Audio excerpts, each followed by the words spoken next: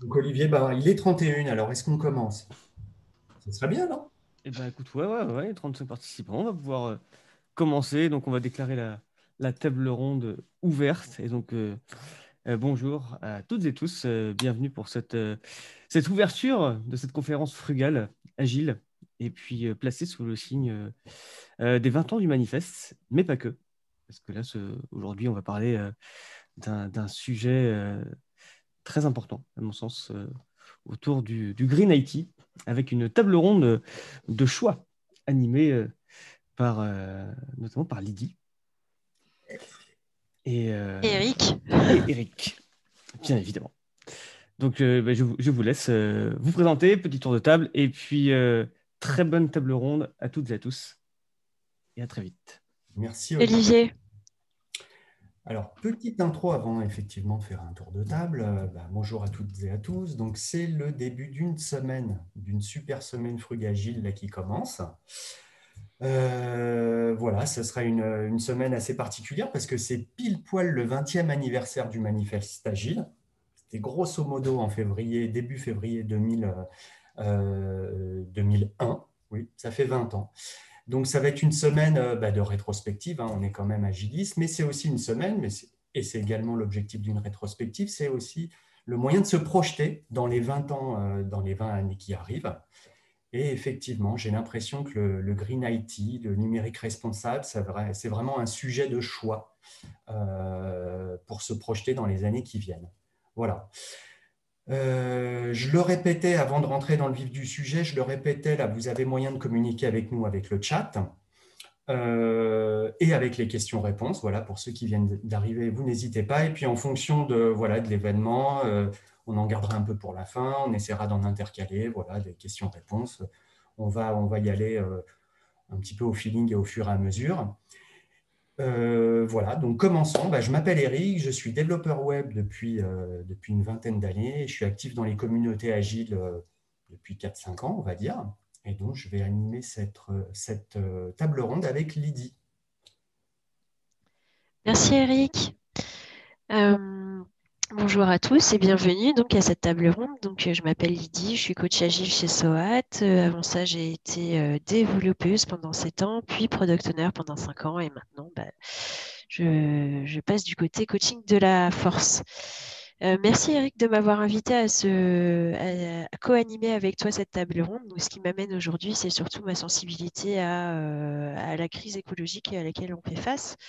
Et la question que je me suis posée, c'est mais de quelle manière je peux contribuer à cet effort. Voilà, donc ça a commencé par le zéro déchet et puis petit à petit, j'essaye de faire converger les mondes entre le perso et puis le pro.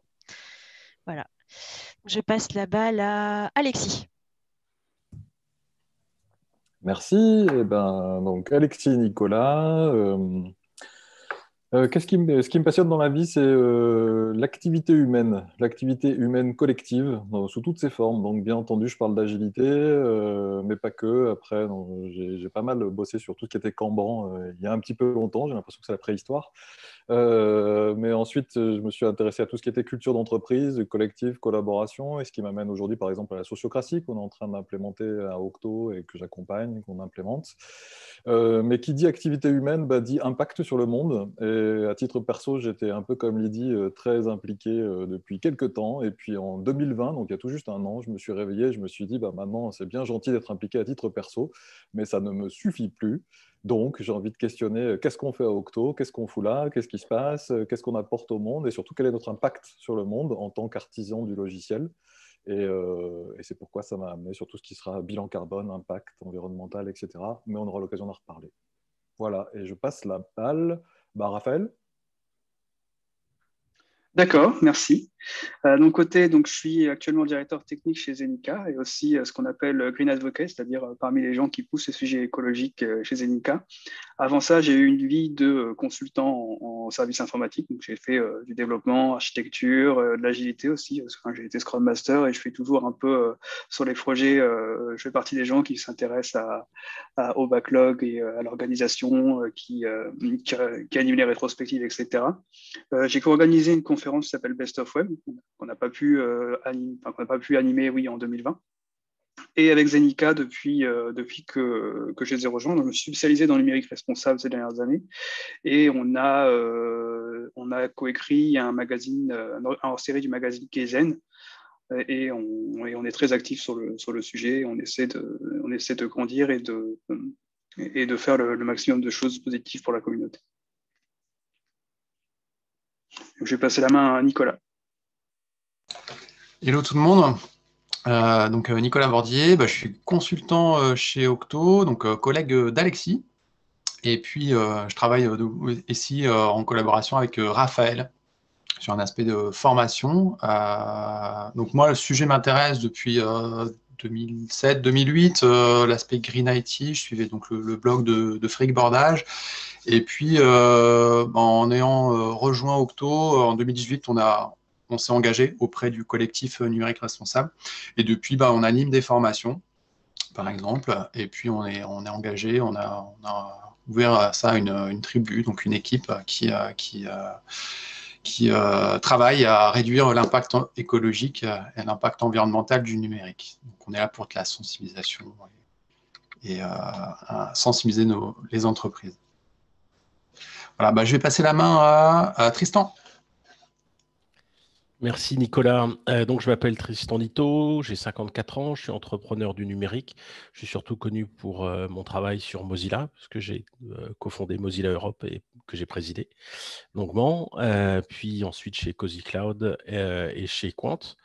Et là, après avoir quitté Quant, j'ai décidé que j'allais m'orienter vers un sujet qui me préoccupe finalement depuis des années, mais qui est devenu plus impérieux le jour de la démission de Nicolas Hulot, où ça a été une deuxième prise de conscience, parce que le numérique, c'est formidable, ça peut aider pour le virage climatique qu'on doit prendre, mais ça a aussi sa part de responsabilité dans le fait qu'il faut prendre ce virage climatique.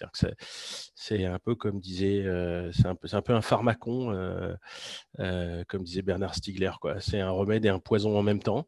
C'est juste une question de dose. Et donc, il va falloir baisser la dose de l'IT si on veut qu'il nous aide à prendre le virage climatique sans couler la barque. Donc, c'est ce qui me préoccupe aujourd'hui. Voilà. Et je passe la parole à Romain. Tu n'es pas passé, toi, hein? Non. Merci. Bonjour à toutes et à tous. Et merci pour l'invitation. Donc, moi, je suis Romain Ouvois. Je suis professeur d'informatique à l'Université de Lille. Et puis, je suis chercheur aussi au sein de l'INRIA, donc, qui est l'Institut de recherche en informatique et mathématiques appliquées. Donc au sein de son centre de Lille. Et en particulier, dans le cadre de mes travaux de recherche, je m'intéresse depuis quelques années maintenant à la problématique du développement logiciel durable, et puis de voir notamment beaucoup en collaboration avec les entreprises ce qui peut être fait en termes de recherche dans ce domaine-là, et en quoi les chercheurs peuvent apporter une plus-value, parce qu'on verra que notamment cette problématique, au-delà des bonnes intentions et de la volonté de faire quelque chose, elle reste très difficile à adresser, et que notamment il peut manquer des outils ou même des méthodes qui permettent d'accompagner les équipes de développement pour pouvoir faire du logiciel beaucoup plus durable. Parfait. Le tour de table étant finalisé à l'instant même. Et avant de rentrer dans le vif du sujet, je vais me permettre de prendre 2 minutes pour revenir en février 2020. Oui, c'est ça, il faut que je fasse attention en date. En février 2020, donc il y a pile poil un an, nous étions en train de préparer la conférence Agile France. Et bien sûr, malheureusement, cette conférence, on a dû l'annuler, la mort dans l'âme, du fait évidemment de la crise sanitaire du Covid. On était un certain nombre de l'équipe d'Orga à se dire « Ah non, c'est pas possible. Il ne peut pas y avoir d'Agile France. C'est pas possible. » D'autant plus que c'était notre 10e anniversaire. Et donc, on s'est décidé à la volée de dire on va essayer de transposer la conférence Agile France en ligne, et on a appelé cette expérience Frugagile France. Donc, Frugagile, c'est la contraction entre frugalité et agilité, naturellement. Et pourquoi frugalité avec Agile France? Parce qu'en fait, on s'est décidé mi-mai La conférence devait avoir lieu mi-juin. Finalement, on l'a légèrement décalé d'une semaine. Mais peu importe, on avait un temps très très court pour organiser ça. On n'avait aucune expérience sur le sujet. On n'avait aucun outillage sur le sujet. Jamais personne n'avait fait quelque chose de ce type.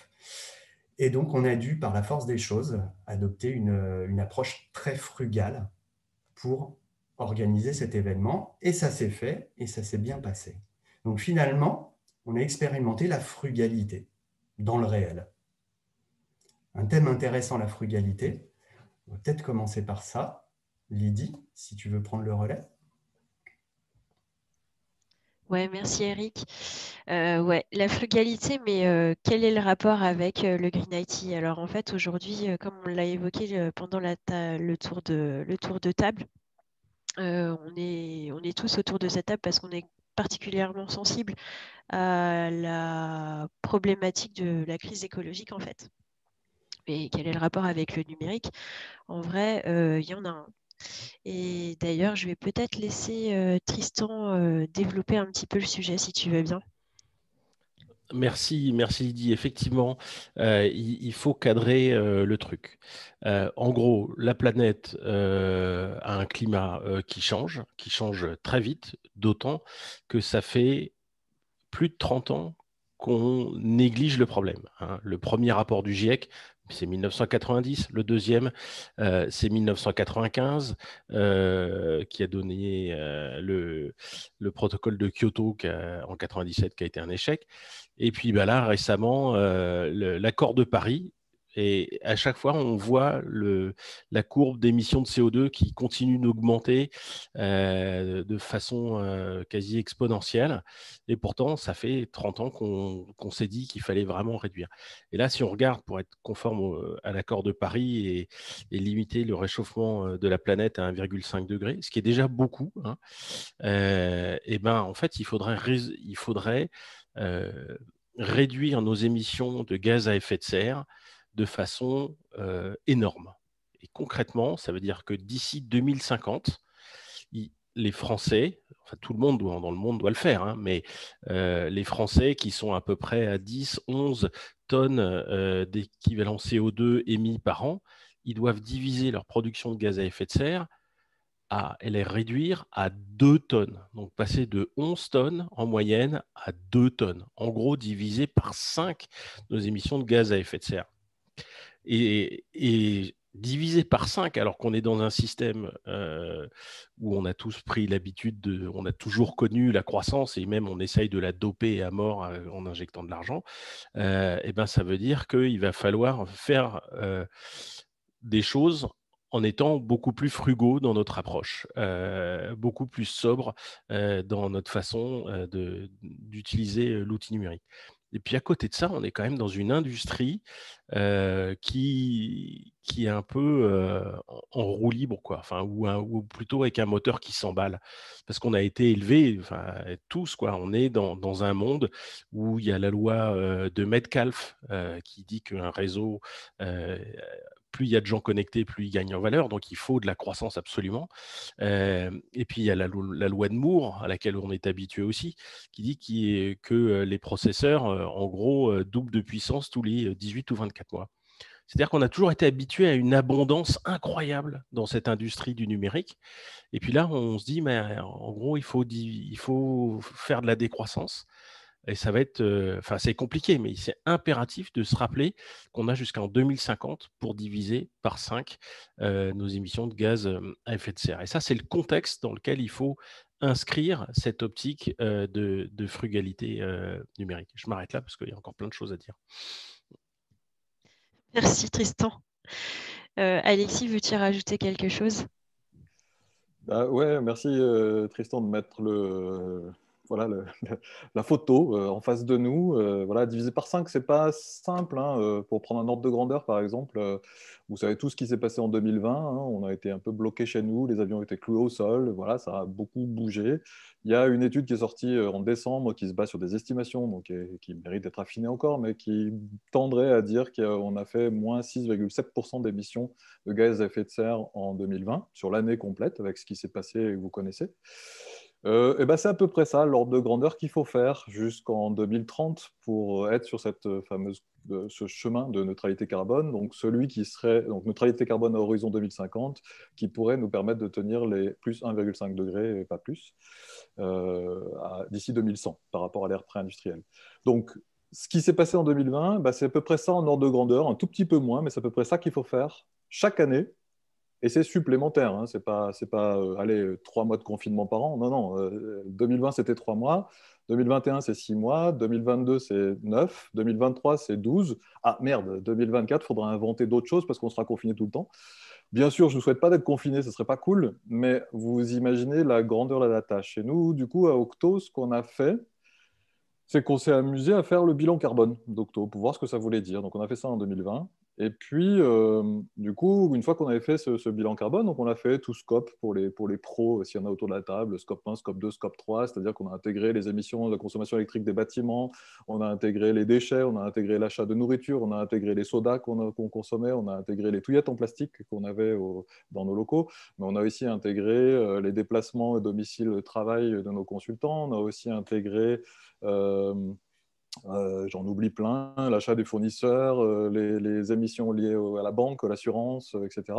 Et aussi l'usage des produits que Octo vend. En première approximation, Octo vend des produits numériques, des logiciels numériques principalement, du service numérique. Et on a intégré donc les émissions liées à l'usage de ce qu'on vendait auprès de nos clients. Et ça, c'est tout à fait, c'est la norme, hein, c'est la règle. Donc, on n'a pas inventé par rapport à la règle. Un bilan carbone sérieux inclut l'usage des produits vendus par la société. Donc, on a fait ça. Et en fait, c'est la grosse claque qu'on a prise, c'est que déjà, la moitié de nos émissions carbone à Octo sont liées à l'usage des produits qu'on vend. La moitié. Donc voilà, si on veut faire notre part par rapport aux accords de Paris que tu mentionnais, Tristan, bah, en fait, on a essayé de combiner les différents scénarios, on s'est projeté dans le futur et on s'est rendu compte qu'en fait, on n'a pas le choix. Pour réussir à faire ces moins 5% par an d'ici 2030, à l'échelle d'Octo, on n'a pas d'autre choix que d'ici 2030 de viser de faire 100% de nos delivery, donc des applications qu'on développe pour nos clients, de les faire 100% en éco-conception. On n'a pas le choix. Sinon, on ne sera pas au rendez-vous, nous, Octo. Et je peux parier donc autour là, chez les participants, il y en a beaucoup qui sont dans différentes entreprises de ci, de là, aussi autour des services numériques. Je pense qu'en première approximation, je peux prendre l'hypothèse assez rapide que vous êtes à peu près tous dans le même cas. Si vous faites votre bilan carbone de votre entreprise, il faudra à peu près tous que vous fassiez ça. Donc, tu disais bien ce qu'il y a à dire, Eric. Bah, ouais, ça va être un sujet. Alors, je pense que c'est déjà un sujet d'hier, d'aujourd'hui, mais ça va être on ne peut plus un sujet de demain, d'après-demain, et en tout cas sur la décennie qui arrive. Sinon, juste, ça ne tient pas dans l'équation, hein. Aujourd'hui, le numérique au niveau mondial, ça pèse la même chose que l'avion. La même chose que l'avion, déjà aujourd'hui, sauf que la consommation énergétique liée au numérique aujourd'hui croît de 9% par an. Donc il y a une urgence, c'est comprendre que le numérique, c'est tout sauf dématérialisé. Non, non, non, le numérique, c'est ça, c'est plein de minerais, c'est plein de choses, c'est plein de trucs. Et deux, il faut absolument stopper cette croissance complètement dingue dans laquelle on développe sans contrainte, hors contrainte. Il faut se rappeler qu'on a envoyé des gens sur la Lune avec quelques kilo-octets. Et ça veut dire qu'on peut faire des trucs géniaux juste avec quelques kilo-octets. On n'a pas besoin d'autant, d'où le thème de la frugalité. Ah, merci Alexis. Alors on va en profiter pour répondre à une question de Frédéric qui demande si le rapport que vous avez, la méthodologie que vous avez employée, est-ce qu'elle est disponible ou pas en ligne? J'ai la réponse, mais je te laisse faire. On a suivi la méthodologie de base, bilan carbone, par l'association Bilan Carbone, avec les facteurs d'émission de base gérés par l'ADEME en France. Et j'envoie le lien vers l'article du coup qui raconte toute l'histoire directement dans les questions-réponses. Comme ça, il y aura beaucoup plus d'infos que ce que je dis là, Lorraine. Super, merci beaucoup Alexis. Du coup, ça me fait une super transition avec la suite parce que tu parlais un petit peu de comment on concevait nos produits. Et du coup, ça serait intéressant de parler du coup de product management et de son impact sur le numérique. Par là, j'entends qu'une grande partie de la responsabilité est décidée au moment où on conçoit un produit. Et ça, là-dessus, de quelle manière on peut s'améliorer Tristan, as-tu des pistes? Oui, absolument. Si on veut avoir de l'impact sur la frugalité de la solution qu'on construit, c'est évident que ce n'est pas une optimisation a posteriori qu'il faut faire parce qu'en fait, les dés sont déjà jetés et on va pouvoir corriger qu'à la marge. Alors que si en amont, on se pose la question on se met dans le cadre de je vais essayer de faire une offre ou un service qui est numériquement frugal, et ben, à ce moment-là, on va pouvoir avoir la bonne démarche, se dire il y a des tas de fonctionnalités dont on n'a pas besoin et on va se concentrer sur l'essentiel. Là, on va être capable de dérouler quelque chose qui va avoir un impact fort et qui va être efficace au final, alors que si on met ça a posteriori, on va galérer pour gratter 15% d'efficacité, mais ça sera trop tard, quoi. Donc, c'est vraiment dès le début qu'il faut le faire. Ça, c'est un premier point. Et un deuxième point qu'il faut garder en tête, c'est qu'au-delà de ça, ça en fait partie, hein, mais on le voit en fait, en particulier en France où l'électricité est très largement décarbonée grâce au nucléaire. Ce qu'il faut éviter absolument en France, c'est de pousser au renouvellement des équipements. Parce que finalement, c'est l'équipement lui-même, et en particulier l'équipement du terminal chez l'utilisateur, et en particulier le smartphone. C'est là qu'il faut faire attention de ne pas exiger une puissance importante, parce que si on demande une puissance importante, on pousse à l'obsolescence, et finalement, c'est ça qui plombe, c'est le renouvellement du terminal et du smartphone en particulier, qui plombe le bilan carbone d'un outil.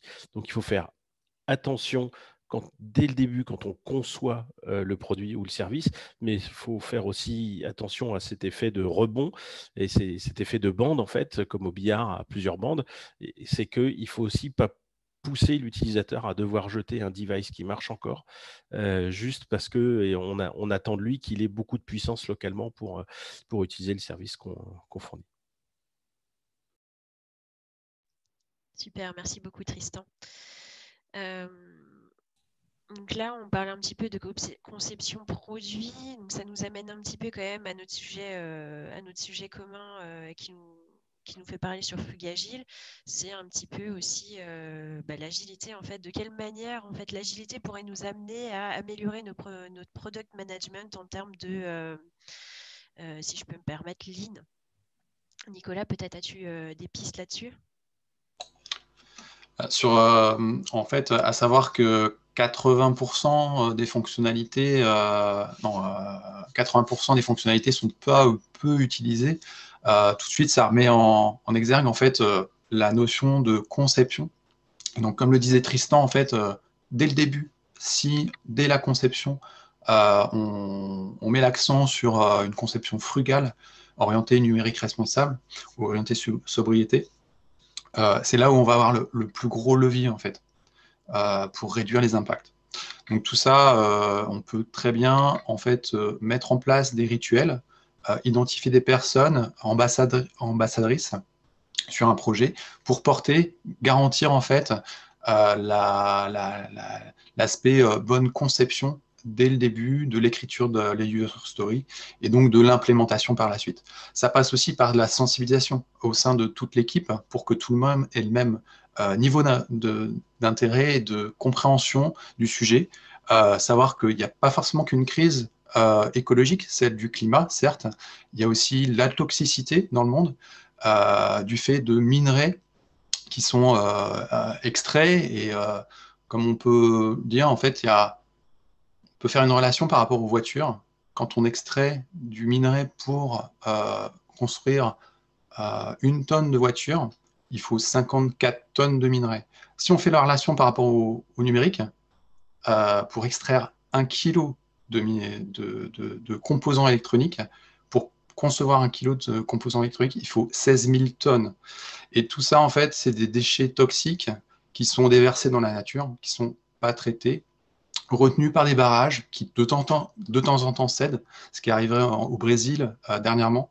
2 barrages qui ont cédé et la rivière qui est complètement toxique. Donc ouais, la toxicité également la raréfaction de l'eau potable. En fait, tous ces minerais extraits sollicitent, notamment pour le lithium, dans le désert d'Atacama, c'est des grands bassins en fait qui permettent d'extraire en fait le lithium, et tout ça, ça crée des vraies crises d'eau potable en fait. En Bolivie en 2016, il y a eu une grosse crise. Au Cap, encore dernièrement, ils parlent j'ai plus le nom en tête, jour zéro en fait. C'est le jour où clairement il n'y a plus d'eau, quoi. Et si on fait le scope sur la raréfaction de l'eau, actuellement les aquifères, il y a 5 aquifères majeurs dans le monde, et il y en a une déjà qui est clairement surexploitée et qui ne se renouvelle pas. On la consomme plus vite. Et la dernière grande crise écologique, c'est l'épuisement de ressources non renouvelables. Clairement, c'est la Chine qui produit majoritairement des terres rares, avec tout l'impact que ça peut avoir. Et l'impact, c'est que clairement, on est complètement pieds et poings liés à la Chine, donc crise géopolitique. Le jour où il y a un embargo, qu'est-ce qui se passe?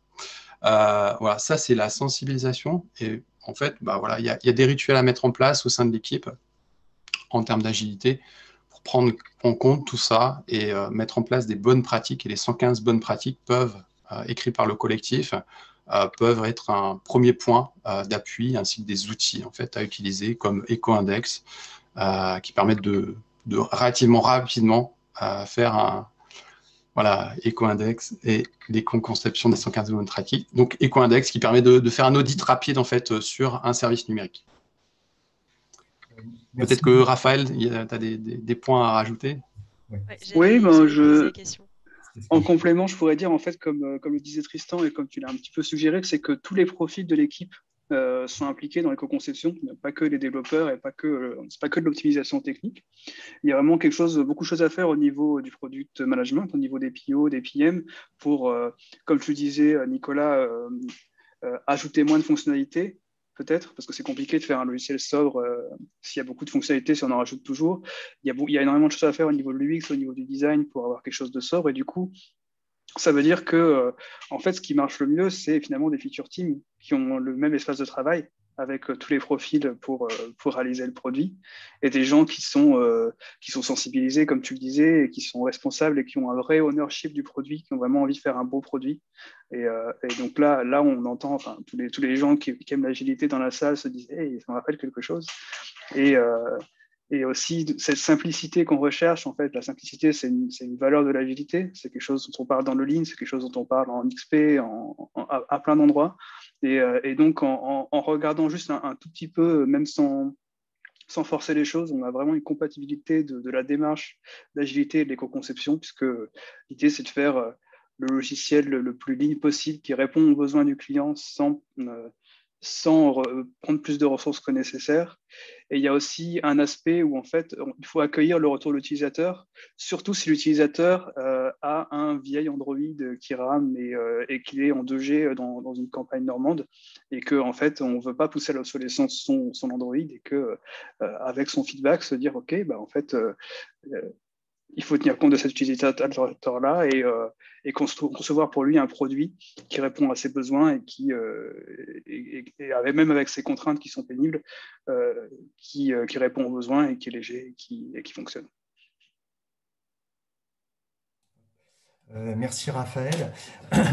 Et au passage, merci Nicolas d'avoir aussi reprécisé à nouveau un peu le contexte, voilà, la réalité, la difficulté de l'état de la planète par rapport à l'extraction des matières premières. On ne l'avait pas suffisamment précisé au début, mais je pense que c'est hyper important de le souligner parce que quelque part, nous, on n'en a absolument pas conscience dans le mode de vie dans lequel on évolue.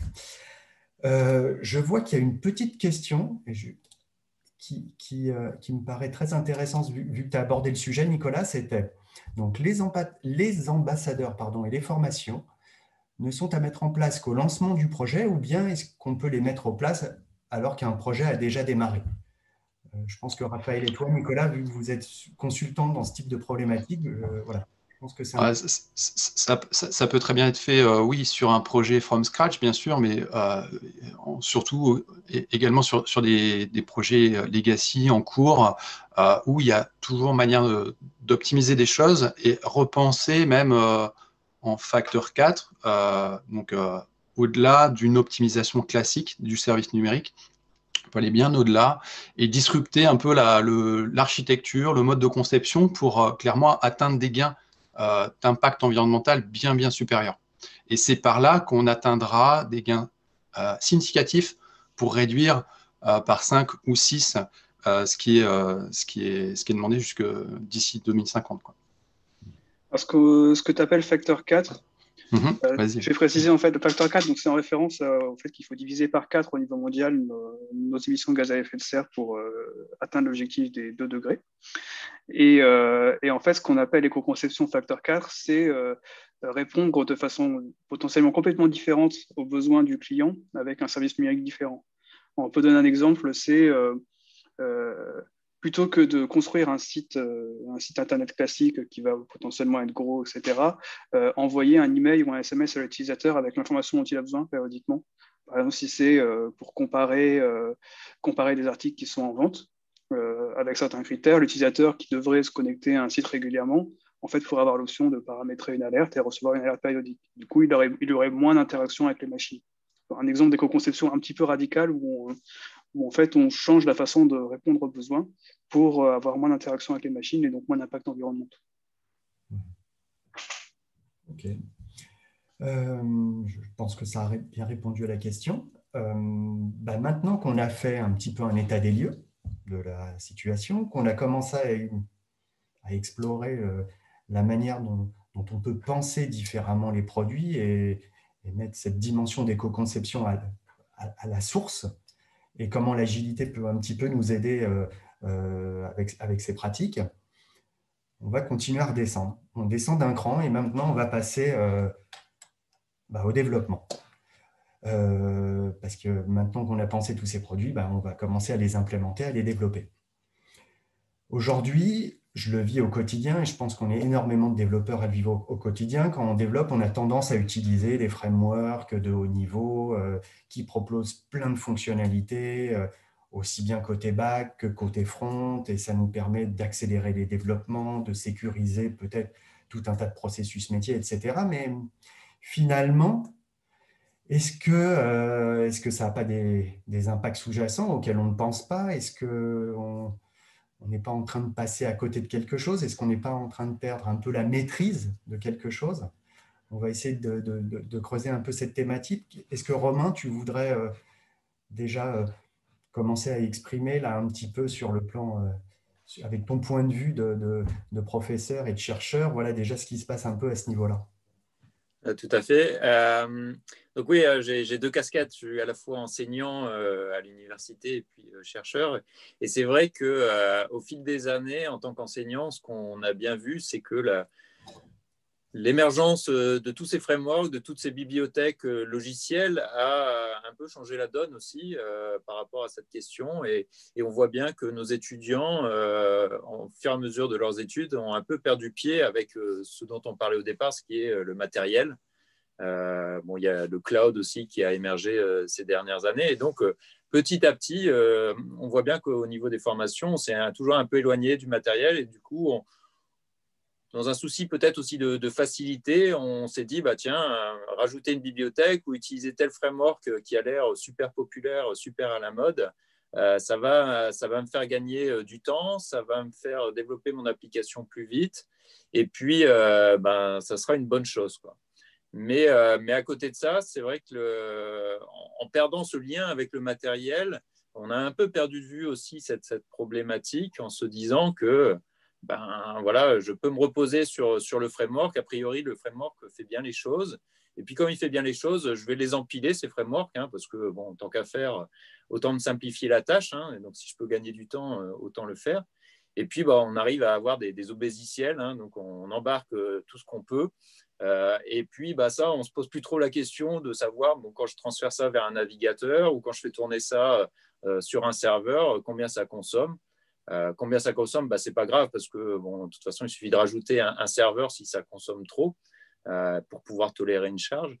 Et donc, c'est vrai qu'en tant qu'enseignant, là où je dirais quand moi je suis sorti de mes études, on comprenait bien le fonctionnement d'une machine virtuelle Java, du travail qu'il fallait faire, on maîtrisait toute la stack de bout en bout et on savait faire des optimisations, on va dire, de bout en bout parce qu'on avait cette compréhension globale du problème. Aujourd'hui, on n'adresse plus qu'une petite partie du problème et donc même si on se dit qu'il y a des optimisations qui sont appliquées à chaque niveau et que les choses sont faites en bonne intelligence à chaque niveau, on a quand même perdu de vue cette problématique et on peut arriver rapidement à des dérives. La dernière en date, c'est l'intelligence artificielle qu'on retrouve dans beaucoup de projets maintenant.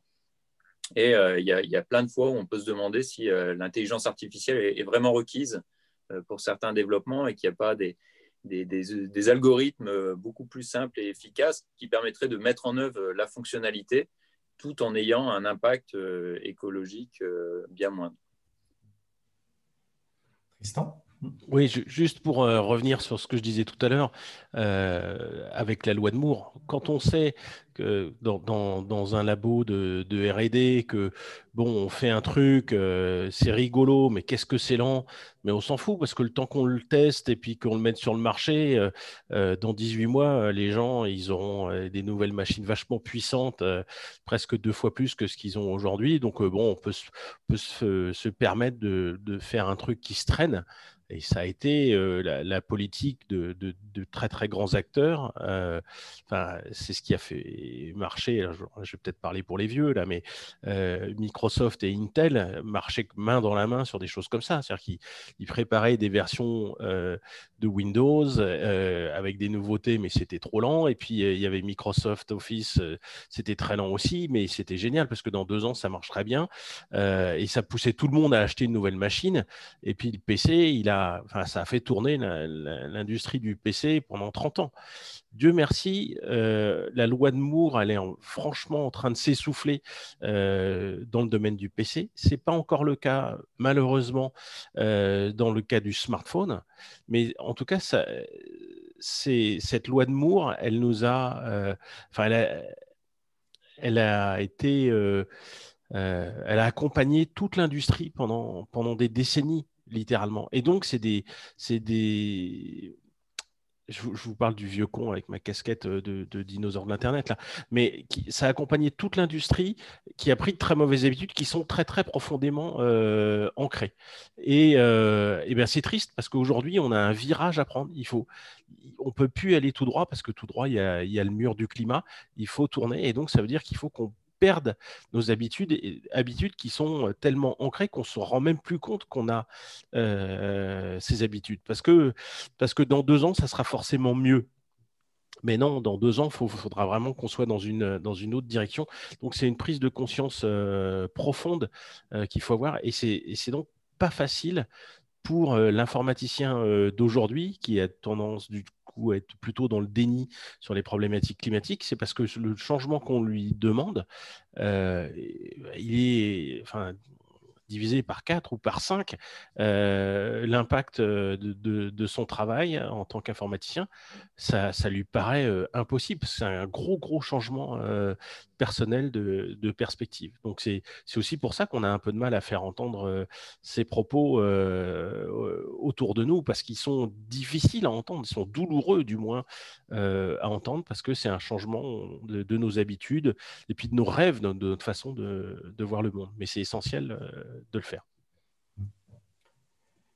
On peut peut-être mentionner la loi de Wirth qui s'oppose à la loi de Moore. La loi de Wirth, c'est en fait, il dit que les logiciels ralentissent plus vite que le matériel accélère. C'est beaucoup révélé vrai ces dernières décennies. Comment tu écris ça, la loi de Wirth, c'est W-I-R-T-H. Je mets le lien dans le chat. Alors, il me vient une réflexion là. J'ai introduit cette partie, cette thématique du développement, du code avec l'ère des frameworks, etc. Et Tristan, en tout début, en introduction finalement de de cette table ronde, tu disais que là, dans les années qui viennent, il va bien falloir qu'on fasse quelque chose. Et l'idée, c'est pas de réduire, c'est de réduire beaucoup, hein, par 5, par 6. Voilà. Donc, voilà, c'est très fort comme image.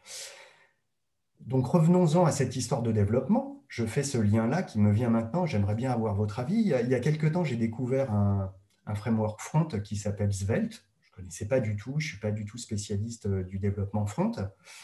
C'est un framework un peu entre guillemets à la React qui me permet de faire des interfaces front réactives, etc. Et ils ont axé leur framework en faisant une compilation a priori avant d'aller côté navigateur. Donc, ils compilent le JavaScript en JavaScript natif pour éviter le DOM virtuel, etc. Et donc, ils font toute leur communication sur on a un framework qui est plus performant que les copains, etc. On a gagné entre 15 et 20% de mémoire de performance. Donc, le sentiment que j'ai et la question que je vous pose, vous, en tant que spécialiste du développement, c'est mais finalement, c'est peut-être pas suffisant. Et comme tu disais, Tristan, là, on doit changer de paradigme, en fait. Est-ce que vous avez un avis sur un peu la mouvance actuelle de tous ces frameworks qui sont dans l'optimisation, mais finalement pour gagner pas tant que ça? Dans l'optimisation, je pense qu'il y a deux choses aussi auxquelles il faut faire attention. C'est qu'il ne faut pas que le discours s'oriente uniquement sur des questions de performance. Parce que des questions de performance, en fait, il y a beaucoup de mauvaises pratiques pour améliorer de la performance. Donc, il faut vraiment que le discours reste bien, en effet, sur le côté frugalité et puis essayer de réduire notre impact. Certains frameworks vont y contribuer, clairement. Ce type de framework peut y contribuer. Mais comme on disait tout à l'heure, en fait, le problème, c'est que si des mauvaises décisions étaient prises en amont, on va être dans la micro-optimisation. On va essayer de corriger, on va être dans du curatif, on va essayer de limiter la casse, je dirais, alors que peut-être qu'en amont, il y avait des décisions plus fortes à prendre pour ne pas en arriver là et à juste se concentrer, mettre beaucoup d'énergie, nous, en tant que développeurs, dans justement de la micro-optimisation, alors que peut-être au niveau des usages, il y avait un questionnement à réaliser pour savoir est-ce qu'au final, cette fonctionnalité, j'en ai vraiment besoin et au regard de l'impact qu'elle a, est-ce que je dois vraiment la développer, quoi? Parce que ça va aussi me prendre du temps à développer, ça va être aussi de l'énergie en soi qui va être dépensée pour ça. Très bien. Alexis. Raphaël, oui. Ah, pardon. Je t'en prie, Alexis, vas-y. C'est juste pour rebondir parce que, et je vois dans le chat, il y a des commentaires, en tout cas il y a des questionnements sur bientôt va arriver l'ordinateur quantique, par exemple. Et là on aborde la question des usages. Donc effectivement il y a la question du développement, il va falloir réussir à développer de façon plus frugale, mais il va falloir aussi se poser la question de l'usage qu'on fait et qu'est-ce qu'on développe et qu'est-ce qu'on ne développe pas. Et ça c'est très nouveau parce que jusqu'à présent, si j'ai une super idée de start-up et que je veux développer un slip connecté parce que ça va me faire plein de sous derrière, et ben, je le fais. Et ben, c'est ça qu'il va falloir re-questionner. L'ordinateur quantique, je ne sais pas si je n'ai pas les compétences pour dire c'est une réalité, c'est pas une réalité, ça sera bien, ça sera mal. Mais il y a une chose qui est sûre, c'est qu'on ne pourra pas développer du high-tech de partout et pour tout, pour les slips connectés, pour nos gourdes connectées, pour les lumières connectées et pour nos scanners connectés. Ce ne sera pas possible, ça ne passe pas dans l'équation climatique, ça ne passe pas dans notre bilan carbone. Donc la question ultra importante maintenant, c'est de développer sous contrainte ce qui existe déjà, de ne pas développer ce qui ne sert à rien ou qui est un peu futile, parce que personnellement, je préfère avoir des scanners qui fonctionnent qu'un slip connecté, et je préfère dépenser mon budget carbone à ce que des scanners existent encore, que mon dentiste puisse utiliser de la high-tech qui est la classe, plutôt qu'un petit gadget que ma banque va m'offrir ou que mon assurance va m'offrir. Non, je préfère certains usages qui me semblent beaucoup plus pertinents, intéressants et utiles sur le high-tech. Et il va falloir se poser ces questions-là aussi. Ce n'est pas l'un ou l'autre, c'est pas l'un, non, c'est tout à la fois. C'était un des gros apprentissages du bilan carbone à Octo. On s'était dit, peut-être qu'avec quelques scénarios un peu radicaux, on va y arriver. Eh ben non, claque dans la gueule. Il faut tout faire en même temps. Tous. Voilà. En plus, c'est là. Vas-y, Raphaël. Je vais juste compléter pour dire qu'il n'y avait pas que les gaz à effet de serre, mais que, comme on le disait tout à l'heure, il y a plusieurs crises écologiques en cours, dont l'épuisement des ressources naturelles, et que sur les sur les matières dont on fait le numérique, en fait, on a des agences gouvernementales comme l'ADEME ou France Stratégie qui disent qu'il y aura, il y a déjà eu et il y aura des pénuries dans les décennies qui viennent. Donc, je laisse Lydie réagir. Merci Raphaël, j'allais exactement dans ce sens-là. Je voulais juste rappeler qu'aujourd'hui, en termes de consommation de ressources, alors ressources naturelles, la Terre aujourd'hui, pour alimenter tous les habitants de la planète, c'est 1,8 fois notre planète en fait. C'est-à-dire que la Terre aujourd'hui, en 2019, le jour de le jour du Le dépassement. Merci Nicolas, je cherchais le mot, merci. Donc le jour de dépassement, c'était quelque part fin juillet, j'ai plus la date exacte. Le confinement qui a eu lieu, le premier confinement a eu un impact sur ce jour du... Le mot m'échappe. Le dépassement. Merci. sur le jour du dépassement, il a reculé début août. Alors j'ai plus la date exacte non plus, mais tout ça pour dire qu'aujourd'hui, notre mode de consommation n'est pas soutenable pour la planète en fait. On est en train de vivre en hypothèque sur notre planète. Et c'est pour ça que ce sujet est particulièrement important et qu'on a un rôle en tant qu'acteur du numérique. Voilà, je voulais juste rappeler ça. Quand on regarde sur certains minerais de terres rares, ok, ça pollue, mais en plus, clairement, c'est des minerais qui ne sont pas substituables et non recyclables. Donc, il y a des minerais type antimoine, et autres, cobalt, etc. On sait que le stock, il est de 1 à 2 décennies en fait. Il y a voilà, l'antimoine, c'est 4 à 12 ans en fait qui reste. Tristan. Juste si je peux, confirmer ce que dit Nicolas, il y a tout un mythe autour du recyclage. Alors que le recyclage, ça existe, ça fonctionne, mais seulement pour certaines choses. Et en particulier pour l'électronique, si vous prenez votre smartphone en disant « Oh, bah, il commence à se traîner un peu, tout ça. Oh, puis la batterie, elle est fatiguée. Bon, bah, je pourrais changer la batterie, mais bon, je vais tout changer. De toute façon, ça se recycle. Hein. » Ben non, ça ne se recycle pas. Alors la batterie, oui, mais des petites doses d'antimoine, enfin tous ces métaux rares qui sont dans le truc, il y en a quelques grammes dans chacun des appareils et on ne va pas ouvrir les circuits intégrés pour aller récupérer 1/10 de gramme ici ou 1/10 de gramme là. Ça n'a malheureusement pas du tout de sens économique. Donc concrètement, c'est jeté. Et bon, ça pollue parce que souvent c'est exporté vers l'Afrique. Et concrètement, même si on a l'impression d'avoir mis son appareil au recyclage, il n'y en a qu'une toute petite partie, souvent la batterie, mais pas beaucoup plus, qui est vraiment recyclé. Le reste, c'est jeté à la poubelle en fait. Et donc, on réutilisera jamais ces quelques grammes de métaux rares parce qu'ils sont trop difficiles à récupérer.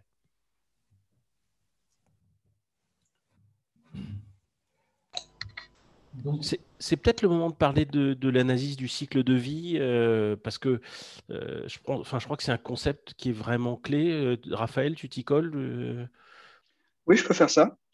Donc, l'analyse du cycle de vie, en fait, si on veut mesurer l'impact environnemental d'un produit ou d'un système, la méthode actuelle qui est la plus complète, c'est l'analyse de cycle de vie. Donc, c'est-à-dire mesurer l'impact environnemental de chaque étape du cycle de vie du produit, fabrication, transport, usage, fin de vie, donc recyclage ou pas, et selon plusieurs critères environnementaux. Donc, émissions de gaz à effet de serre, utilisation de ressources naturelles renouvelables ou non renouvelables, consommation d'eau, émissions de polluants, etc. Donc, en gros, une analyse de cycle de vie, c'est un bilan carbone, plus un bilan ressources naturelles, plus un bilan consommation d'eau, plus, etc. Donc, de tout cumuler, donc sur toute la vie du produit ou du système, et avec le plus de critères environnementaux possible. Pourquoi toute la vie? C'est pour éviter de transférer la pollution, par exemple, de l'usage à la fabrication, ce qui se passe un peu pour les voitures électriques, par exemple. Et pourquoi plusieurs critères environnementaux? Pour éviter de basculer la pollution, par exemple, des gaz à effet de serre vers les ressources naturelles, qui sont deux façons de polluer ou d'avoir un impact négatif. Si on Si on considère toutes les stades de cycle de vie et tous les critères, normalement, on doit se rendre compte si on a un effet pervers de ce type. Et une analyse de cycle de vie pour un logiciel, c'est compliqué. Du coup, en fait, on évite de parler d'analyse de cycle de vie pour un logiciel parce qu'un logiciel, ça n'existe pas. Il n'y a pas d'atomes de logiciel, de molécules de logiciel. On ne peut pas toucher un logiciel. Le logiciel, qui en fait existe à travers les terminaux sur lesquels il s'exécute. Et du coup, pour faire une ACV d'un service numérique, on prend en compte tous les composants, donc tous les terminaux, clients, réseau, serveur, du service numérique avec les impacts au prorata qui sont affectés par le service. Enfin, si Nicolas, tu veux compléter quelque chose, ou Alexis? Je voyais Romain aussi, mais je pense que vous êtes beaucoup à, à pouvoir compléter ce thème, comme vous voulez. Romain, peut-être ou Oui, après, dans ce qui est dit, c'est sûr que souvent, quand on parle de la consommation des logiciels, on se concentre beaucoup sur la phase d'exploitation. Il y a aussi les phases de développement elles-mêmes qui induisent de l'énergie et des efforts qui sont mis dans le développement avec une équipe, avec des machines, avec des chaînes d'intégration continue. Derrière, il y a bien souvent de la TMA qui est assurée sur le projet, avec là aussi toute une machinerie derrière qui vient assister le développement du logiciel. Donc c'est vrai que l'ACV, on parle beaucoup d'ACV et c'est en effet quelque chose qui est très centré sur des produits matériels, mais sur le logiciel, c'est une question qui est vraiment complexe à intégrer, ne serait-ce qu'intégrer justement le coût du réseau ou ces choses-là, c'est quelque chose qui est très difficile parce que bon, le réseau est en grande partie mutualisé avec plein d'autres choses. Donc, à l'échelle d'Internet, typiquement, pouvoir quantifier l'impact d'un service numérique sur le réseau, ça reste très difficile. Mais dans chaque étape, en fait, oui, il y a des choses à prendre en compte. Et il ne faut pas juste faire l'erreur aussi de considérer qu'un spectre très limité, qui est la phase d'exploitation, en ne regardant que le serveur ou que le device. Mais c'est vrai que ça a été dit déjà plusieurs fois sur cette table, mais c'est dans la globalité qu'il faut raisonner.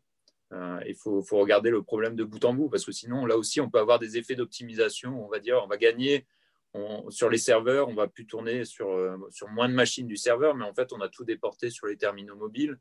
Et puis là, on va avoir cet effet qu'on a évoqué de demander aux utilisateurs de changer de terminaux parce qu'on demande plus de puissance. Donc, l'équation est vraiment à beaucoup de paramètres. Elle est assez complexe et il faut vraiment essayer de la prendre en compte de bout en bout en fait, pour qu'elle soit efficace. Tristan?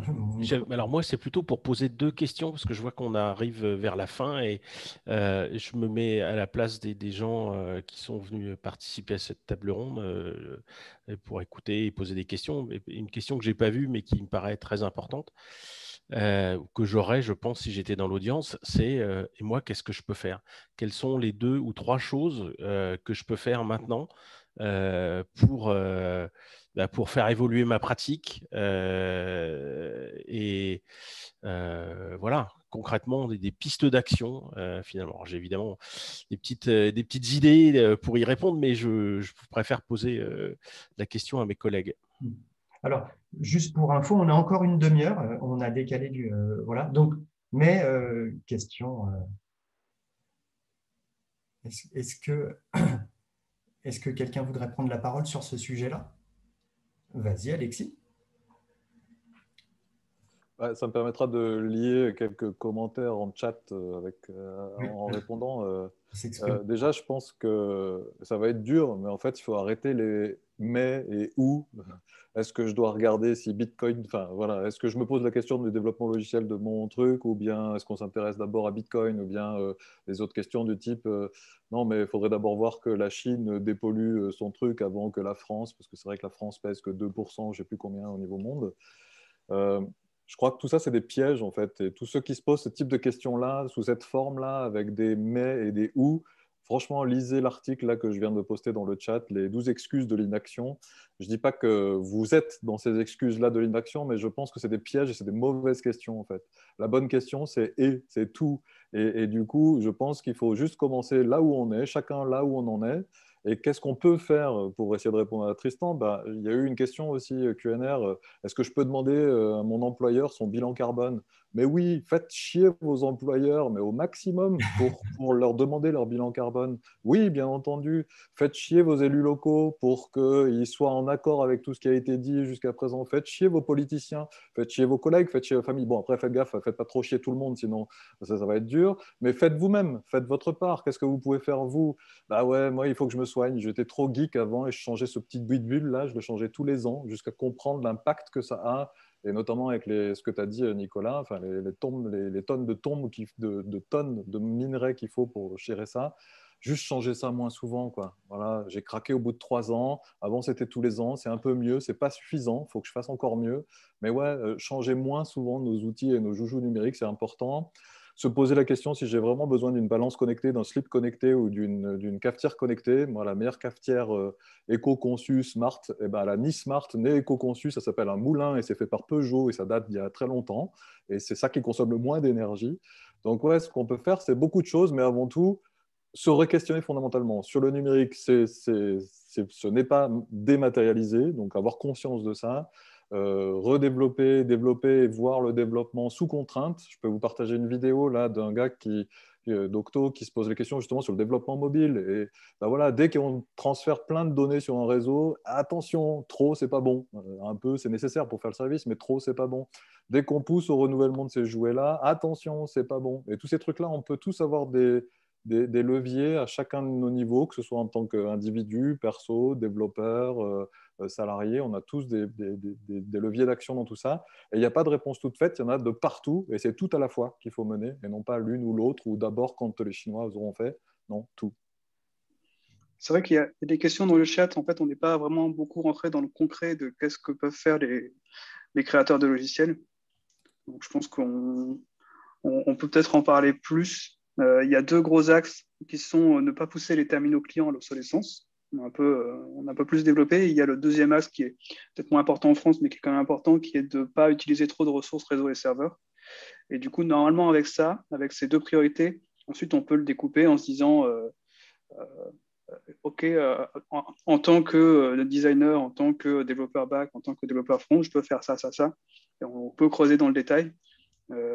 Du coup, ce qu'on peut imaginer, donc je ne sais pas si Lydie, tu vas reprendre la main et passer la parole aux bons intervenants pour chaque partie, peut-être, pour creuser des actions plus profondes, ou bien peut-être passer sur un autre thème, je ne sais pas. À voir, je vous laisse gérer.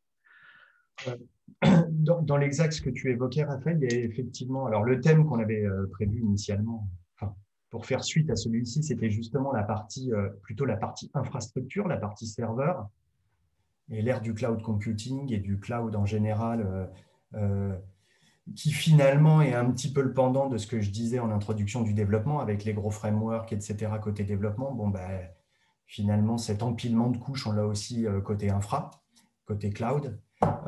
Donc, on peut peut-être creuser cette partie-là. Mais il y a aussi la partie développement dont tu parlais sur ce qu'on peut faire concrètement. Là, c'est un petit peu à vous de voir. Romain, toi, il me semble que vous travaillez maintenant avec OVH. Donc, vous avez certainement, tu as certainement des points à mettre en lumière. Oui, généralement, quand on explique aux gens ce qu'on fait dans notre équipe de recherche, on prend l'image du DevOps en disant qu'on s'intéresse aussi bien aux gens qui font du dev et comment les accompagner dans du développement plus frugal et plus durable. Et puis, on discute aussi avec les gens de l'Ops pour justement les outiller, pour avoir un retour du terrain sur combien ça consomme et qu'est-ce qu'on peut faire pour réduire cette consommation. Notamment parmi les gens avec qui on discute, on a l'occasion de discuter avec des gens d'OVH Cloud. Donc le cloud, c'est vrai que c'est un sujet qui revient souvent dans cette thématique. Le cloud, il a des bons côtés dans le sens où la mutualisation des ressources, c'est quand même quelque chose d'intéressant parce que voilà, le fait d'avoir un effet de masse sur des besoins en termes de ressources, il y a un certain nombre de choses d'optimisation qui peuvent être opérées. Les opérateurs de cloud peuvent investir aussi dans justement comment réduire la consommation. OVH est connu pour tout ce qui est refroidissement liquide, typiquement. au niveau de ces serveurs pour justement faire chuter le PUE, le Power Usage Effectiveness. Donc, il y a eu tout ce travail qui a été réalisé depuis des années et sur lequel on peut, en tant qu'utilisateur, en tant que développeur de site, venir et bénéficier de ces optimisations qui ont été faites, je dirais, gratuitement, dans le sens où on n'a pas d'effort particulier à faire pour pouvoir en bénéficier. Le pendant de ça, c'est que justement, comme on l'a déjà évoqué, l'empilement de ces couches, le fait de ne plus manipuler de matériel, on a aussi la sensation que c'est tellement facile que je peux rajouter des ressources parce que ces ressources sont virtuelles. Donc, a priori, il n'y a pas beaucoup d'impact. Le cloud provider fait son boulot d'optimiser tout ça. Donc, ce n'est pas ma préoccupation, comme je disais. Et du coup, il y a un effet rebond qui se crée, qui est d'aller chercher plus de ressources, d'utiliser ce qu'on appelle l'élasticité pour dire, si j'ai plus d'utilisateurs, ce n'est plus une problématique de développement, ça va être une problématique d'ops. Et du coup, il suffit de rajouter des machines virtuelles ou des conteneurs pour pouvoir tolérer la charge.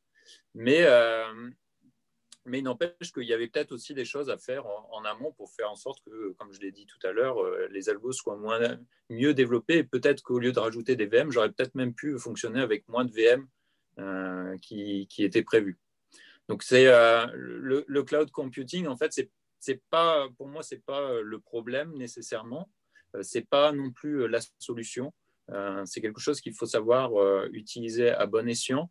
Et comme ça a été dit et redit, ce n'est pas neutre en fin de compte d'utiliser toutes ces technologies.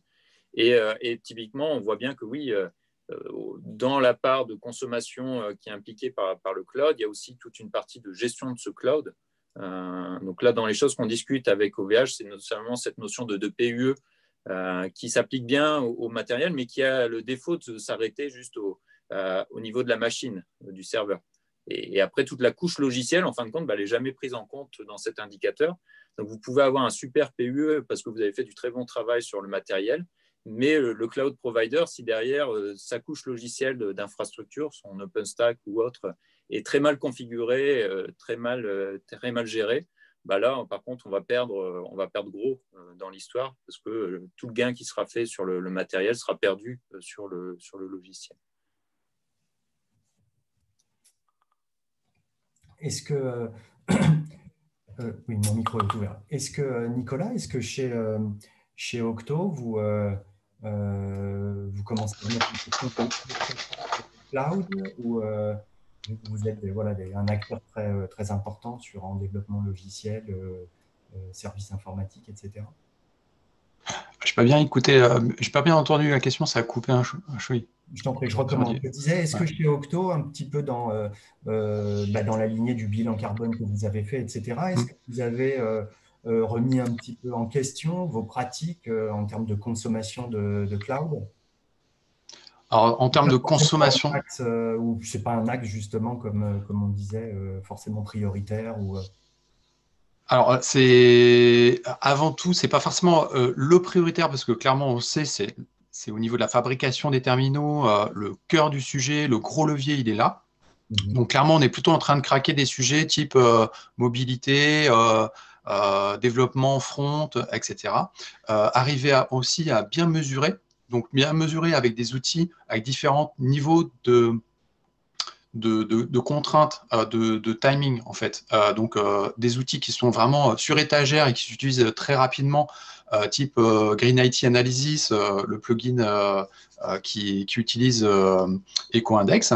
Et donc, ça, c'est très rapide à utiliser. On fait un audit en quelques minutes. On a une vue sur un parcours complet.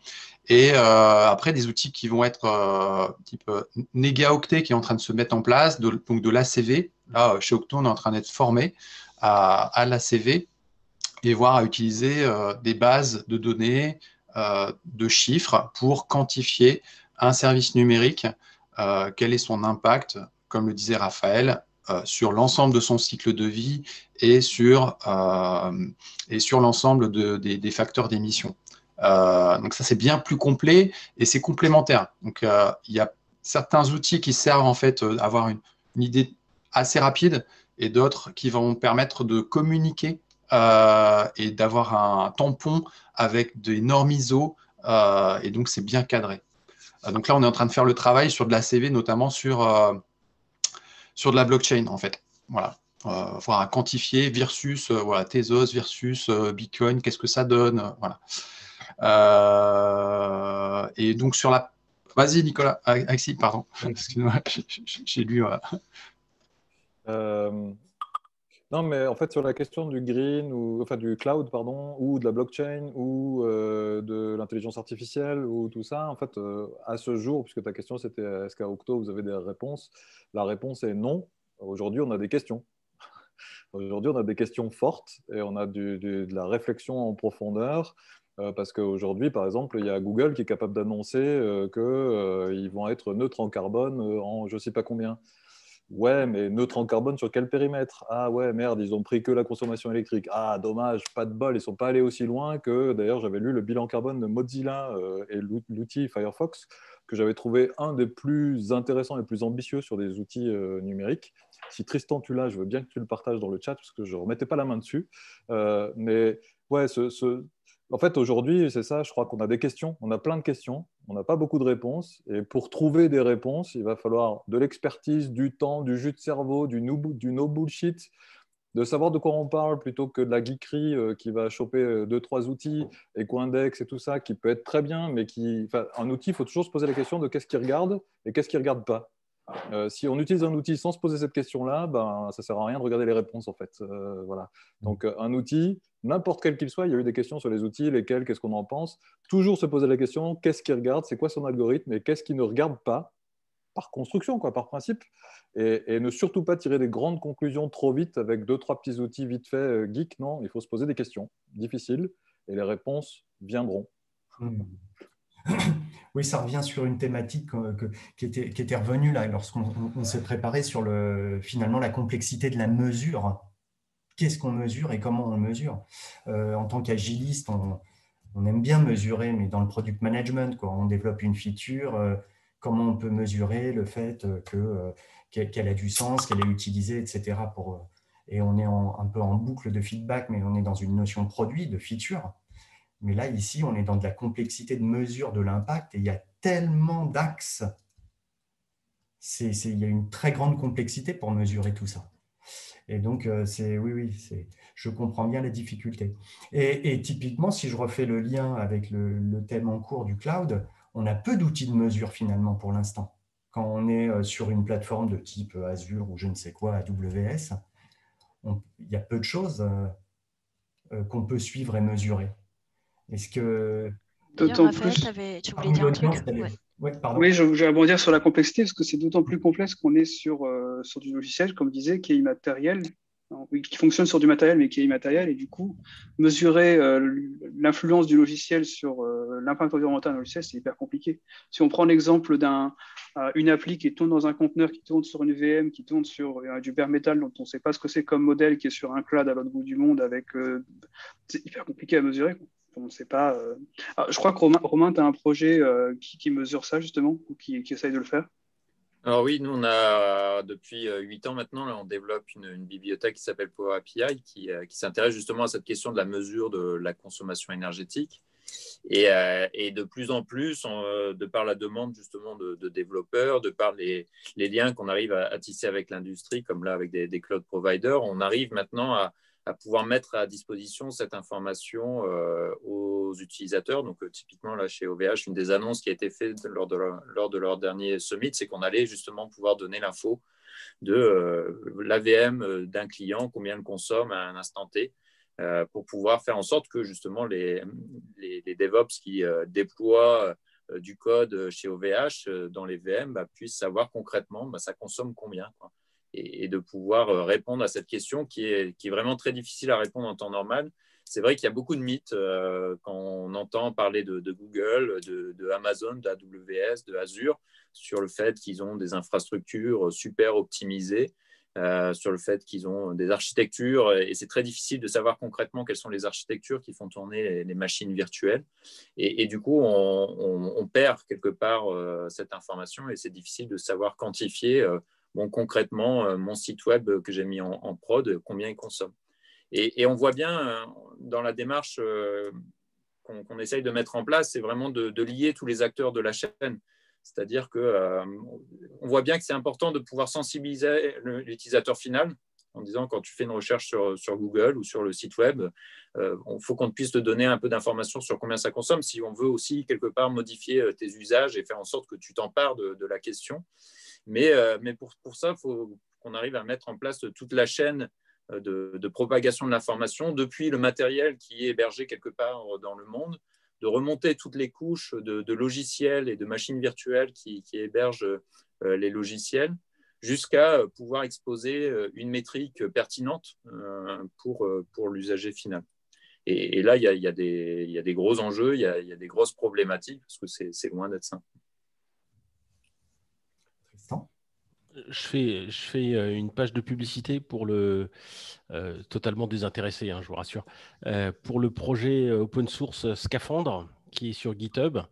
Donc, si c'est un projet qui est en Rust, qui est communautaire et qui vise à faire un peu ce que décrit Romain pour mesurer la consommation électrique, je mets l'URL. Si jamais vous avez envie de vous frotter à du Rust et à servir la planète, n'hésitez pas à cliquer sur le lien. Fin de la pub.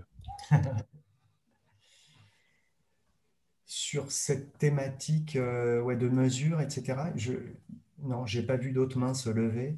Non, il ne me semble pas. Nous avions prévu de continuer à descendre et de parler matériel, mais en fin de compte, on parle matériel depuis le début. Et j'ai bien l'impression que c'est quand même le cœur du sujet. Donc, en fait, le matériel s'est invité depuis midi et demi. Donc, on a déjà fait une bonne partie des sujets d'impact liés au matériel. Est-ce que quelqu'un voudrait rajouter quelque chose par rapport à ça ? Alexis, je te vois lever la main.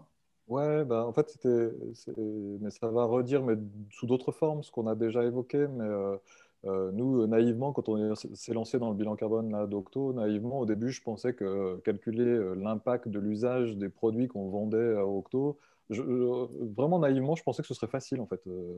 C'était en février-mars, il y a un an. Et puis après, on s'est lancé sur le chemin, on a vu, ah ouais, d'accord, le modèle du Shift Project, il utilise quoi? J'utilise un truc qu'ils ont appelé OneByte, d'accord, bon, mais qu'est-ce que le modèle fait? Qu'est-ce qu'il ne fait pas? Alors on regarde, on décrypte, puis ah merde, mais c'est plus compliqué que ce que je croyais. Ah, puis comment on l'utilise? Parce que eux, ils l'ont appliqué au niveau global, comment on l'utilise pour une application, pour un logiciel? Ah ouais. Et puis du coup, plus on creuse, plus on se rend compte que la grosse difficulté derrière tout ça, c'est les questions des clés d'allocation. Donc, j'utilise, je sais pas, non pas Hello Bank, mais j'utilise mon Crédit Coop. Voilà, j'utilise mon Crédit Coop comme application sur mon téléphone portable. Qu'est-ce que je dois affecter à cette application de la part de la fabrication de ce hardware que j'utilise pour le consulter? Combien? Pourquoi? Est-ce que c'est au temps passé? Est-ce que c'est aux data qui passent sur le réseau? C'est quoi la clé d'allocation, la bonne, qui serait valable? Et c'est pas si simple que ça de répondre à la question sérieusement, sans bullshitage, sans... Alors, un truc classique, c'est de faire du temps passé. C'est peut-être pas le plus utile, c'est peut-être pas le plus... Voilà, je sais pas, mais tout est à faire parce que c'est pas normé, ça, en fait. Il n'y a pas de normes, il n'y a pas de règles. Autant dans un bâtiment, ça, il y a plein de normes de partout, c'est réglementé, c'est réglementaire. Sur les produits et services numériques, ça ne l'est pas. Donc, chacun décide et construit. Et donc, une des grosses difficultés, c'est les clés d'allocation. Et une autre grosse difficulté, c'est la différence entre architecture logique et architecture physique. Ça a été dit plusieurs fois. Aujourd'hui, dans toutes les architectures informatiques modernes, en fait, ce ne sont que des architectures logiques, des VM, des bidules, je ne sais même pas où ils sont, je ne sais même pas combien il y a de serveurs derrière, je ne sais même pas s'il y a des disques durs derrière, je ne sais pas quel type de processeur il y a derrière ces trucs-là, je ne sais même plus. Or, pour faire un truc, pour avoir une conscience de la matérialité des choses, il faut revenir à l'architecture physique. Et ça, ce n'est pas si simple que ça.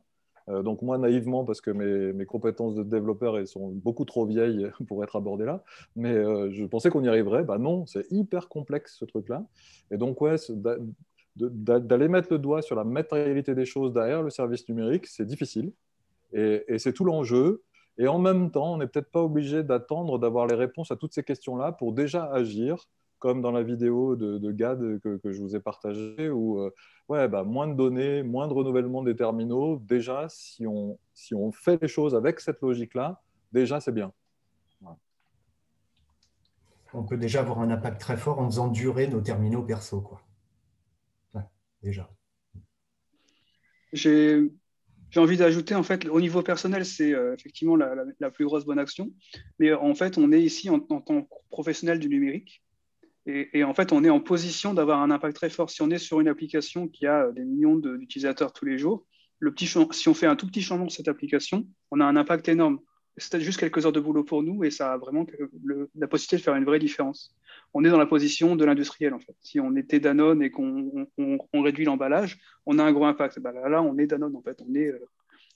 On est dans cette position d'avoir un gros impact. Et du coup, en tant que professionnel du numérique, on a, j'ai envie de dire, un devoir presque de se poser les questions, de dire qu'est-ce que je peux faire moi sur mon petit projet aujourd'hui pendant mes 8 heures de travail. On a une question de Marc sur notre Q&A là. Donc je vois que Alexis y répond. Je vais quand même la poser en direct parce qu'elle est intéressante.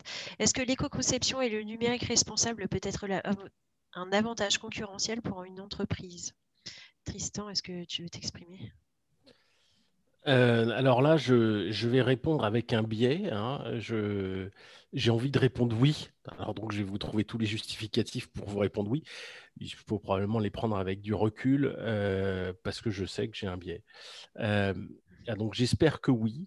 Je pense que déjà, dans un marché de l'industrie, du numérique, où c'est difficile de recruter, arriver en disant moi j'ai une démarche éco-responsable dans mon entreprise, c'est une façon d'attirer des talents.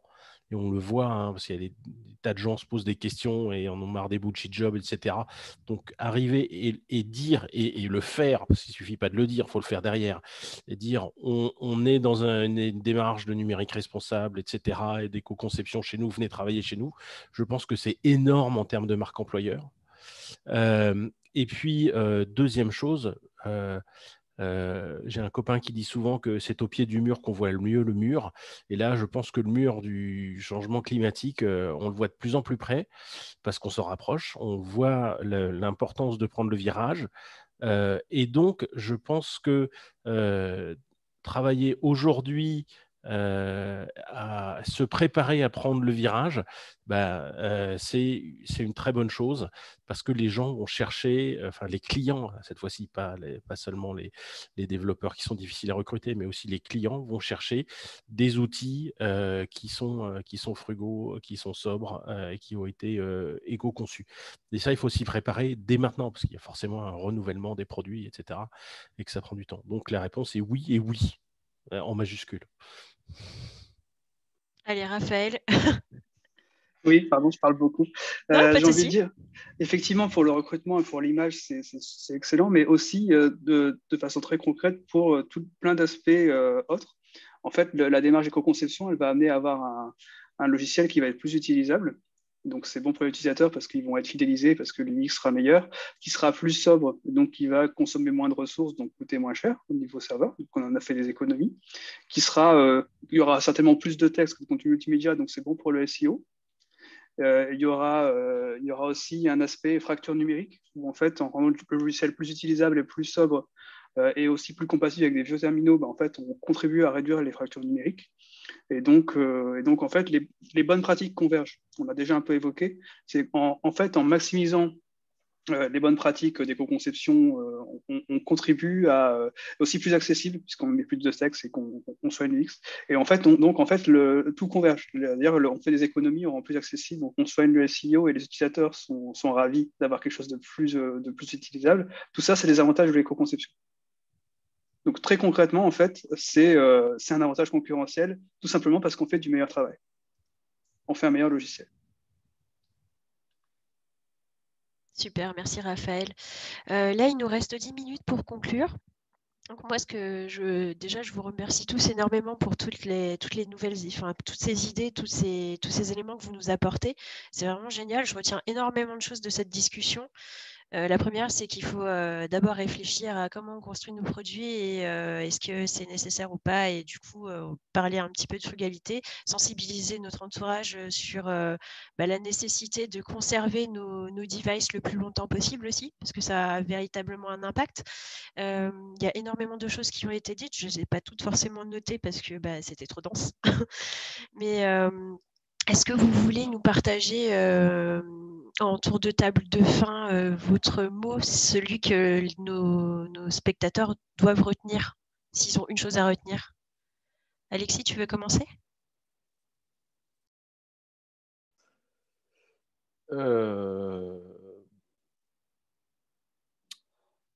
S'il y a une chose que j'aimerais que vous reteniez, ce serait qu'il est urgent de se poser les questions, de réfléchir sérieusement aux questions et d'arrêter tous nos réflexes, tous nos ou, nos mais et tout ça. Non, il est urgent là de faire un bon stop sur tout ce qui est technologique, développement et tout ça, et de se poser les questions, vraiment, et de chercher ensemble les réponses. Hashtag open source, hashtag partage, hashtag retour d'expérience, etc., etc.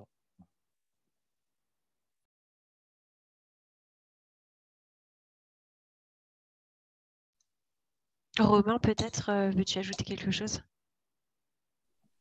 Oui, je partage tout à fait ce que dit Alexis. Je pense qu'il y a en effet, chacun aujourd'hui peut se poser la question à son niveau de comment agir et comment faire peut-être plus avec moins de ressources, comme on l'a dit. Je pense qu'il y a de l'optimisme. Hein. C'est vrai qu'on a donné beaucoup de chiffres pour essayer de choquer les gens et de justement s'approprier et d'agir aussi vite que possible. Mais à côté de ça, il y a aussi beaucoup d'espoir sur le fait qu'on pourra encore faire plein de choses à l'avenir, mais que voilà, il faut se poser les bonnes questions. Le partage, c'est clairement, là on est sur une problématique qui nous concerne tous, donc il ne s'agit pas de chacun trouver la solution tout seul dans son coin, mais je pense que le partage est aussi très important. Nous, on a l'habitude de le faire dans nos travaux de recherche, de partager nos résultats et de le faire librement, c'est-à-dire que tous nos articles sont disponibles en ligne gratuitement. Faut qu'on sache aussi utiliser les outils numériques pour le faire et montrer que quelque part, voilà, on est dans la bonne démarche, on a envie que les choses changent et que les gens derrière, qu'il y ait un effet d'entraînement en fait, pour attirer de plus en plus de personnes justement à s'emparer de cette question et à agir pour le bien de la planète.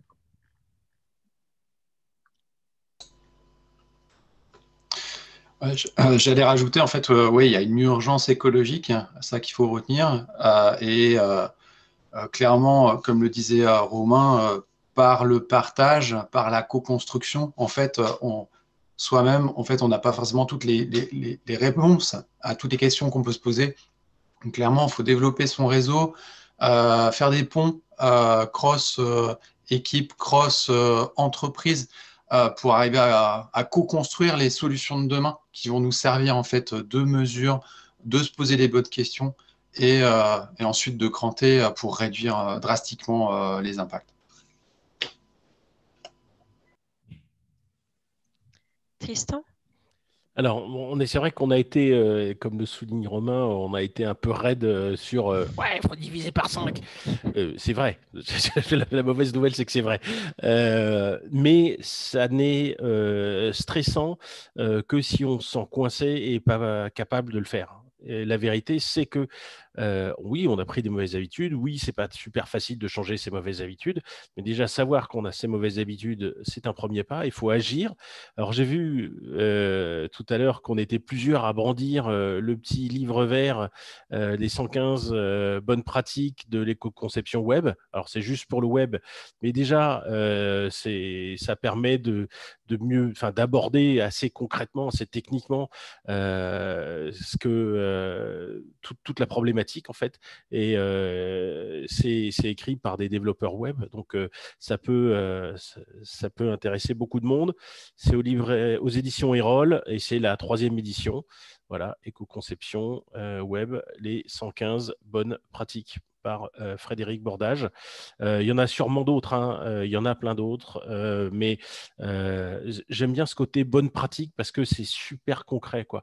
Et on met le pied à l'étrier et on peut se dire, tiens, je vais réduire la taille de mes images, je vais peut-être virer mes vidéos, je ne vais pas pousser à ce qu'elles soient lues automatiquement. Enfin bon, il y a plein de bons réflexes à choper là-dedans et c'est une bonne façon de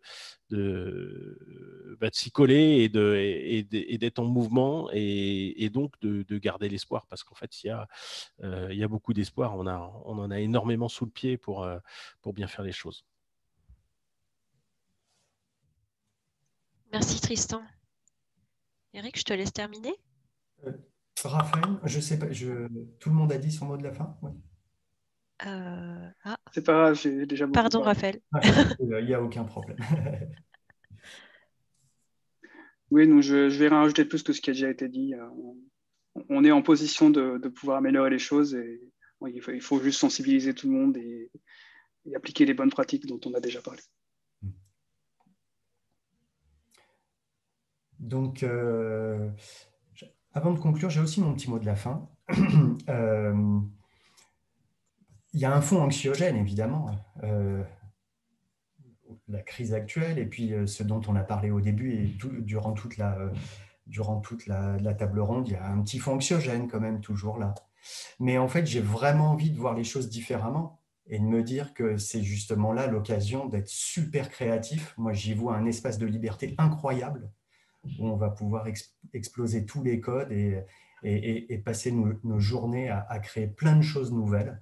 Donc, en fait, je tenais à vous partager le fait que j'ai découvert le Green IT il y a quelques mois tout au plus. Et en fait, je suis ultra enthousiaste et ça fait du bien à 47 ans de redevenir super enthousiaste. Voilà. Merci beaucoup. Et j'espère que je ne suis pas le seul. Donc, on arrive effectivement à la fin de cette table ronde. Alors, d'une part, je voulais vraiment vous remercier tous d'avoir accepté l'invitation de Frugagile à participer à cet événement, à ouvrir la semaine, à avoir passé du temps avec Lydie et moi pour préparer, voilà, ça a été de belles discussions, de belles cogitations et je pense qu'on a appris beaucoup ensemble et j'espère qu'on a bien communiqué avec tous les spectateurs qui étaient avec nous. C'est à peine le début de la semaine, donc il y a plein de choses maintenant qui vont continuer. Alors déjà, pour commencer, Romain va intervenir en fin d'après-midi à 18h.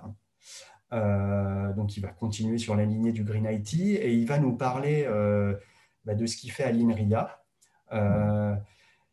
Il m'a promis qu'il allait vulgariser, que ce sera accessible à tous. Il m'a dit que c'était un super challenge à relever. Voilà. Donc, moi, je trouve que c'est super qu'ils puissent parler de ça parce que dans nos conférences Agile, IT, le monde de la recherche, ça vit pas suffisamment souvent. Et donc, je suis vraiment content qu'ils puissent intervenir. Et je crois que mercredi de mémoire, Olivier, si tu as le programme sous les yeux, je veux bien que tu vérifies, mais il me semble que mercredi, en fin d'après-midi, on a Sheila qui va intervenir aussi sur l'agilité de Green IT, c'est ça? Exactement, l'avenir est green grâce à l'agilité, agile mindset élargi. Voilà, À donc 17h, mercredi. Va explorer plus en détail une des thématiques qu'on a abordées aujourd'hui. Voilà. C'est super, du coup, ça répondra à quelques questions auxquelles on n'a pas pu répondre, là, qui étaient dans le Q&R. Donc, il y a notamment la dernière question de Julien. Va écouter Sheila, peut-être ça alimentera les réflexions. Voilà. Eh bien, un grand merci à tous.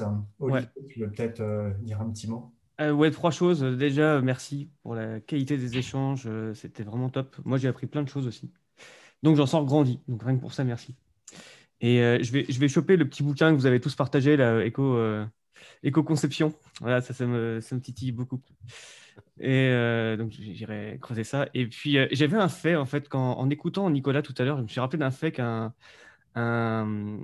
ami qui travaillait chez Google m'avait sorti en 2013.